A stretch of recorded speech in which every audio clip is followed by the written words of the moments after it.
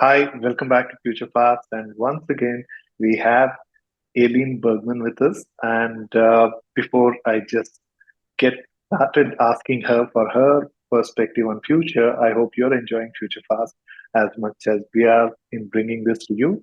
And for those of you who have missed out our one or the past two conversations with Elin, please go back and look them up, listen to it, and I'm sure you will also want to share it in your network.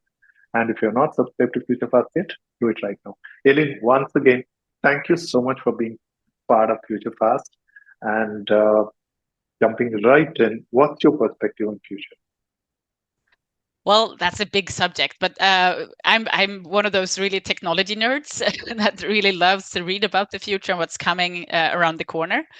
So I try to build a vision of what a circular future looks like, and that's a bit of a different future than we have. I mean, it's a different society than we have now.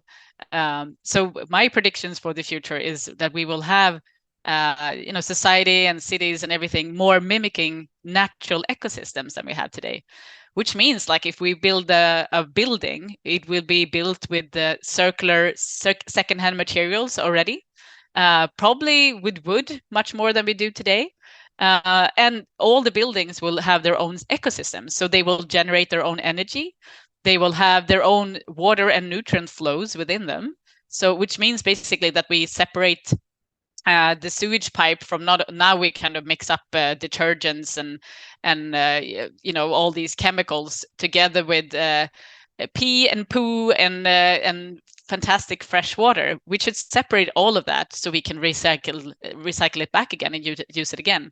And the nutrients should be put on the fields and so we can grow new crops and so on.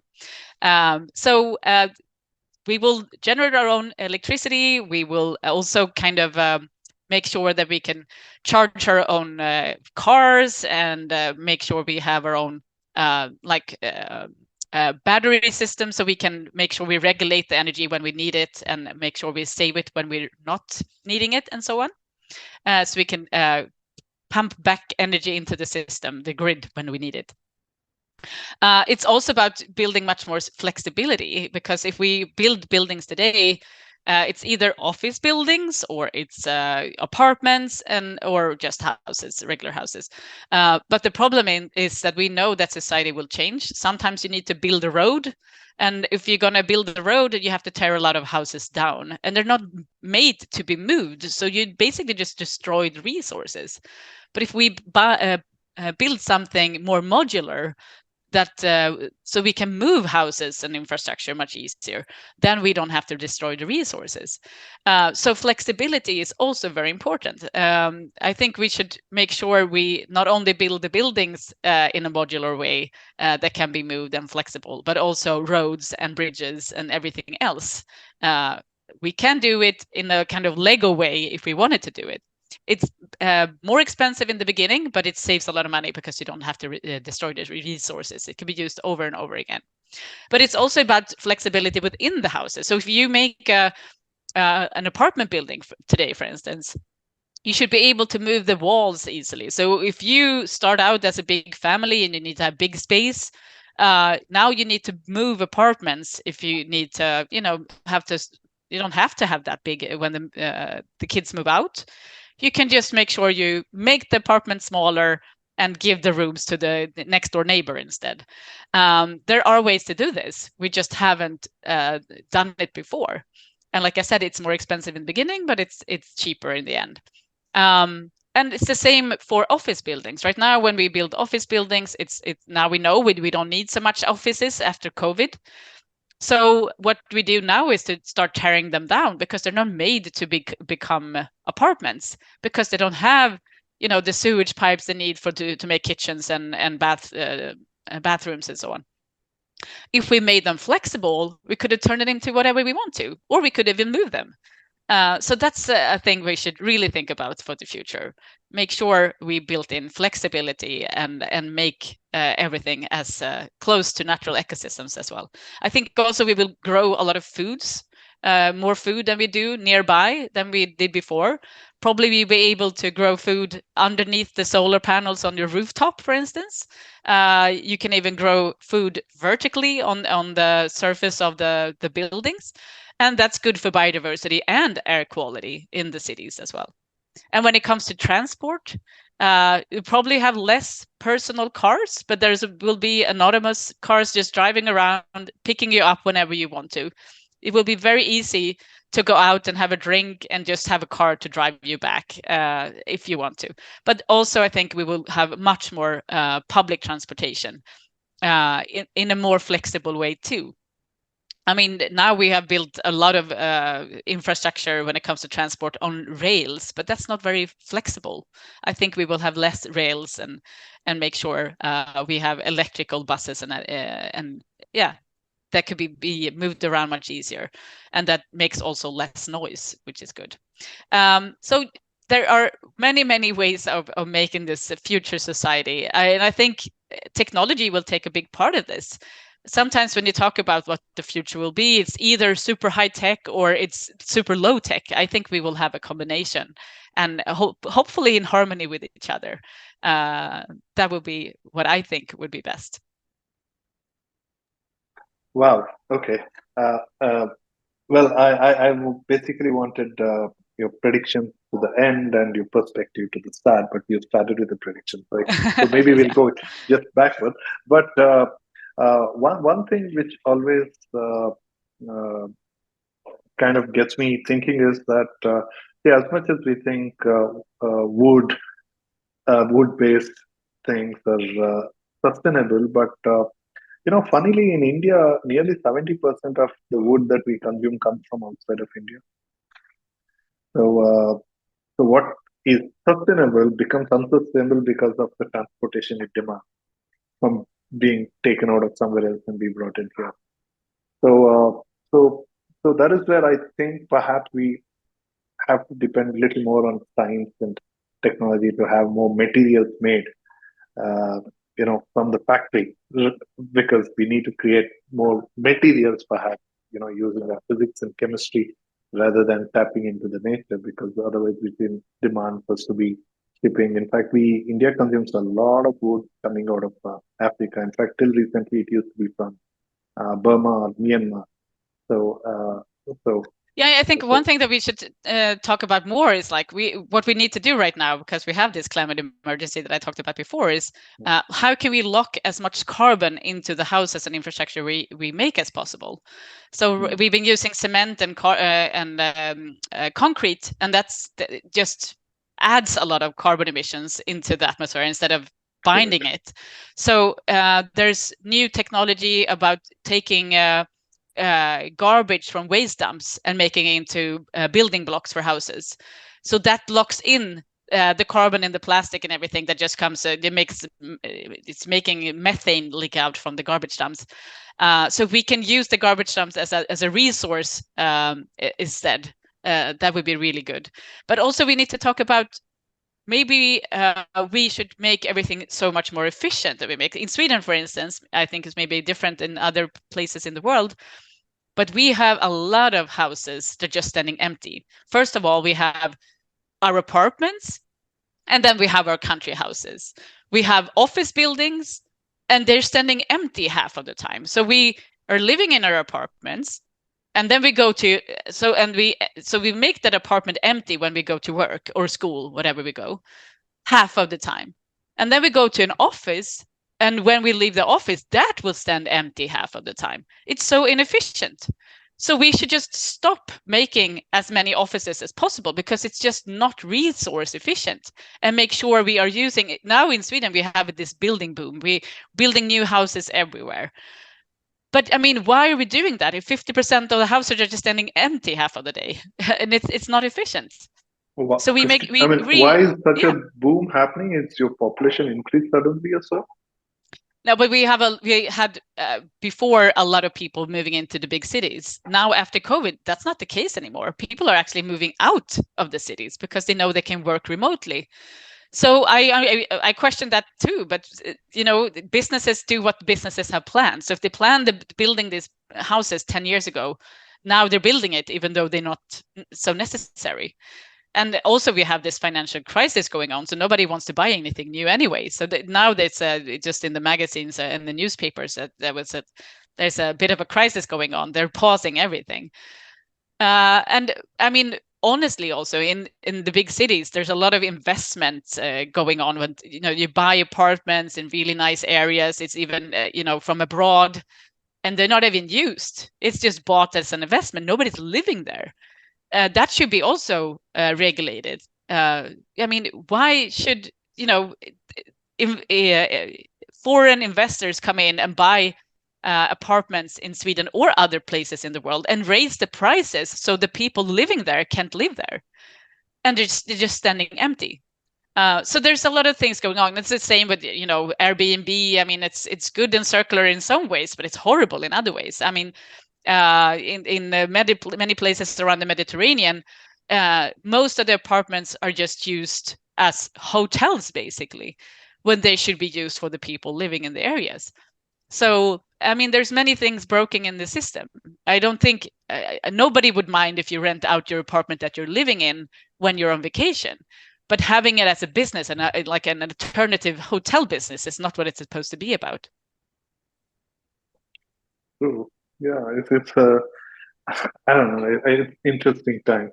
But apart from the kind of big changes that you talked about, which is pretty much overarching on the predictions that we talked about, what do you think will not change in future? Well, when I look at like future of cities and infrastructure, you always see like new concrete and steel buildings, and it looks very hard, and everything is white and sterile. I wouldn't want to live in that future. In a circular economy, you're supposed to make sure you make things last for such a long time as possible. And it was very hard for me to find a picture where actually I finally found a picture of Paris where all the old buildings were still standing, but they had solar panels on, and it was green, and so they had like a combination of these old buildings, make sure they last for such a long time. The Eiffel Tower is still standing, but it's also having these new future buildings in between. And I think that's what we should envision when we look at the future, when the circular economy is in place. It's not about tearing things down. It's about taking care of them as much as possible. And maybe we need to build some new things, but we don't need to build everything new, of course. So I think we need to make sure we have a realistic way of thinking of things, and taking care of historic buildings and culture, also very important part of the future. Yeah, I think that's a very interesting point, because if only we can get people or citizens of any place to become more aesthetically conscious, then like what Parisians did, they chose not to fight a war with Hitler, but surrender because they just didn't want those beautiful architecture to be destroyed because of the war. I mean, I think Exactly. I attribute that to the sense of aesthetic. So perhaps we need to somewhere focus on that, but assuming that we have what is aesthetically sensitive, but perhaps that is another challenge, right? We may not have everything as beautiful as we would like to have it. So somewhere there's a gap from that sense. So what who are the people you think are impacting the future? I mean, you did talk about some influences in the circular economy space from that point, but overall, in your perspective, who are the people who are impacting the future? I mean, in some way, we're all impacting the future, I think. There are some really good examples out there that are like the future predictors and so on. But I think every time there's a new person like Greta, for instance, that kind of challenges the norms or thoughts that we're all thinking, and saying, hey, you're wrong. This is not okay. We need to do things and much faster and differently. they're all changing the future. And I think Al Gore is one of those. He changed me when I was saying this an Inconvenient Truth movie. Greta is really impacting the new younger generation, and you can see, they are the younger generation. They don't want to have, they want to work for companies that are not sustainable. And even they don't want to work so much at all. I mean, it's not so interesting for them with the careers and the cars and the houses. It's more like they want to have good lives. And I think that's changing also the way the future will be made. We will focus probably more on having good lives. Now we're all, sitting inside and just being in our offices, and it's like, what quality of life is that? Is that what we want for our future and the future of the next generations and so on?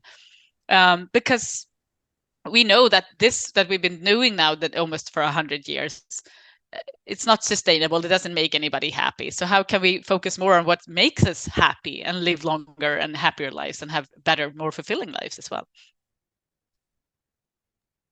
Well, Elin, how do you see? Because see, at one end, we all want to be happy. We want the world to be far more sustainable. But how do you see this uh, identity crisis? Right, what is happening between Russia and Ukraine, and also what's happening with rest of the Europe and Russia by boycotting it, which is again putting strain on you from having to manage within, and also the I mean, there are globally a lot of these things. So how do you see this uh, uh, getting on to the next level with the circular economy in future and making the world a better place, but we as humans having our own sense of identities and these insecurities trying to be one up? I mean, which one do you think will win? Because uh, Yeah, that's a tough question, but I think one thing that I also talk about when it comes to circular economy is like people are also resources. I mean, that's what we call the human resource department, the human resources department, because it's all about like if there weren't people in the companies, they wouldn't be able to function, right? So we also need to talk about ourselves. Like, I mean, working 10 hours a day or 8 hours, it's not good, and like I said, it doesn't make us happy. So I think a good thing that kind of not only the COVID crisis but also Russia-Ukraine crisis, when things are really put on an end and you start to think about what's really important, then we think about other things. Like I said, I mentioned this before, but I think there's also a movement now that we want to work less hours a day, but also have a 3-day work weekend. I mean, weekend. So we can have more quality of life. And now with AI coming in as another aspect on this, and we're talking about the AI will take over many jobs and so on. Maybe we should talk about this concept of having what do you call it now? When you have universal basic income, when everybody on the planet have a basic income. This was something that was talked about and even had consensus in the United States in the 70s. Even Richard Nixon made 2 attempts to install this in the United States, and it was everybody was on board. Even the Democrats and the Republicans were very much, both in agreement that this will be happening. The problem was, though, that the Democrats voted it down 2 times because they thought that the amount was too low, not because they thought it was a bad idea. But then the Vietnam War happened and they just forgot about the whole thing. So if that would have happened, we would have a totally different society right now, because that would make poverty and everything will be so much more equal if we don't have to worry about paying for the necessities of life, housing, food, transport. Everybody will have that covered. So that would be like what I would say is the most beautiful thing we should have on the planet and really talk about now. If AI is taking all our jobs, no, we need but to have a way to see, the support ourselves. conversation of UBI happened. World population was less than 5 billion, and today we have crossed 8 billion. But numbers doesn't matter. I mean, it's just I mean, capitalism and the way we do business, it was an invention invented like 100 years ago. We can reinvent the economic system. It's not a problem. We just need to do it, and we need to agree on it. So if we want to do it, we can do it. Well, I like that optimism. I think it is necessary and important that we stay optimistic about the general good of the humanity. So, Elin, thank you. I think people so will much. keep. Yeah. Thank you so much, too. Yeah. People, you were just saying something. Go ahead. Yeah, I was going to say, I think people will keep. I think most people will want to keep working. I don't think they will stop working. They just want to work less. And I think we can all work less with AI. So I think that it's possible. Yeah, that's true. But obviously we don't have universal basic income everywhere, and we still have significant population globally well below the poverty line. So there is such a huge population who are still in a survival mode, and circular economy is obviously contributing to lift some people onto the thing, but we still have significant population in the survival mode. So when people are on a survival mode, last thing that they worry about is being sustainable, right? For them, sustenance becomes far more important than being environmentally or ecologically sustainable. So unless we have this balanced out, so perhaps. But that's yeah. So that's something which has. Yeah, but I think like if we would have universal basic income, then the poverty would disappear. So that's the beautiful thing about it. But do you think we will have in the future? I'm hoping so. Yes, that's what I'm striving for. But then we have to take the 1% billionaires that takes all the resources on the planet. We need to make sure we take some of those resources back, because that's not. I mean, that's just destroying everything right now. It's crazy how that's work. Yeah.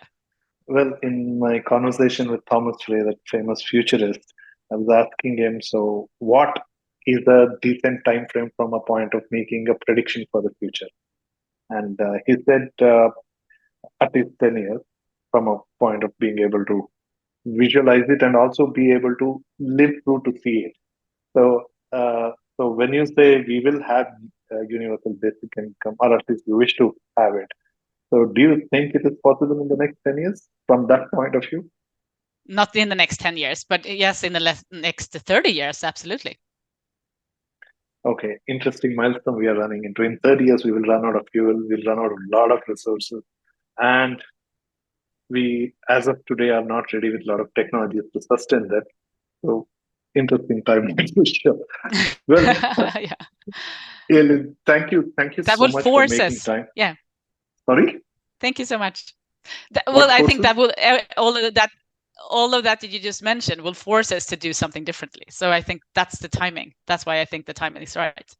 Oh, well, yes. And in fact, that's one of the reasons I make this effort to do Future Fast, try to bring different people, and hopefully all these things trigger people to start thinking more actively about this. And thank you for whatever you're doing. It's great, and thank you for inspiring more people to do it.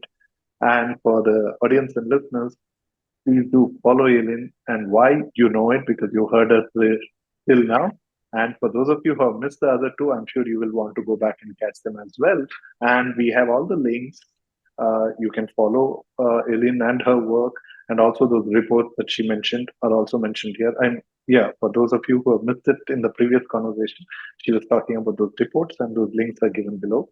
So please do follow, and keep sharing your feedback as well. And thank you once again. And Elin, thank you so much for being part of Future Path. Thank you so much.